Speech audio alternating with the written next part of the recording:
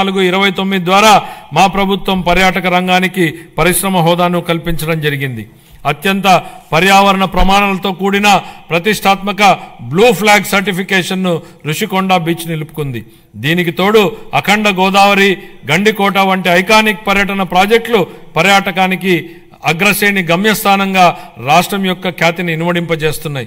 ఆంధ్రప్రదేశ్ క్రీడా విధానం 24-29 ద్వారా మెరుగైన క్రీడా సంస్కృతిని పెంపొందించడానికి మరియు క్రీడా నైపుణ్యాలను ప్రోత్సహించడానికి మా ప్రభుత్వం కట్టుబడి ఉంది. క్షేత్రస్థాయి క్రీడాకారులను ప్రోత్సహించి వారి క్రీడా శిక్షణను మెరుగుపరచడం ద్వారా మన రాష్ట్రాన్ని క్రీడా ప్రతిభకు ప్రముఖ కేంద్రంగా నిలబెట్టడమే ఈ క్రీడా విధానం యొక్క ముఖ్య ఉద్దేశం. 25-26 ఆర్థిక సంవత్సరానికి యువజన, పర్యాటక మరియు సాంస్కృతిక శాఖకు 469 కోట్ల రూపాయల కేటాయింపును ప్రతిపాదిస్తున్నాను.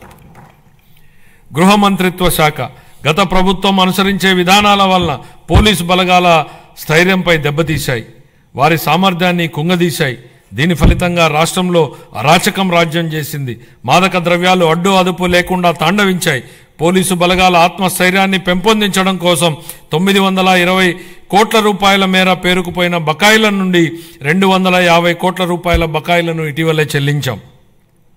గత ప్రభుత్వం 2 ఏళ్లుగా నిలిపేసిన గ్రూప్ పర్సనల్ యాక్సిడెంట్ ఇన్సూరెన్స్ పాలసీని మా ప్రభుత్వం పునరుద్ధరించడం జరిగింది. పోలీస్ దళం ఆధునీకరణ పథకం కింద 61.20 కోట్లని విడుదల చేశాం. శాంతి భద్రతలను బలోపేతం చేయడానికి మరియు ఉపాధి కల్పించడానికి 6,100 మంది పోలీసు కానిస్టేబుళ్ల నియామ ప్రక్రియ జరుగుతోంది. గంజాయి, ఇతర మాదక ద్రవ్యాల సాగు మరియు వీటి అక్రమ రవాణాను నిరోధించడానికి elite anti narcotic group of law enforcement ఈగల్ను మా ప్రభుత్వం ఏర్పాటు చేయడం జరిగింది. సైబర్ నేరాల ముప్పు పెరుగుతుండడంతో ప్రతి జిల్లాలో ఒక సైబర్ పోలీస్ స్టేషన్ని ఏర్పాటు చేయడానికి ప్రణాళికలు రూపొందించడం జరుగుతోంది.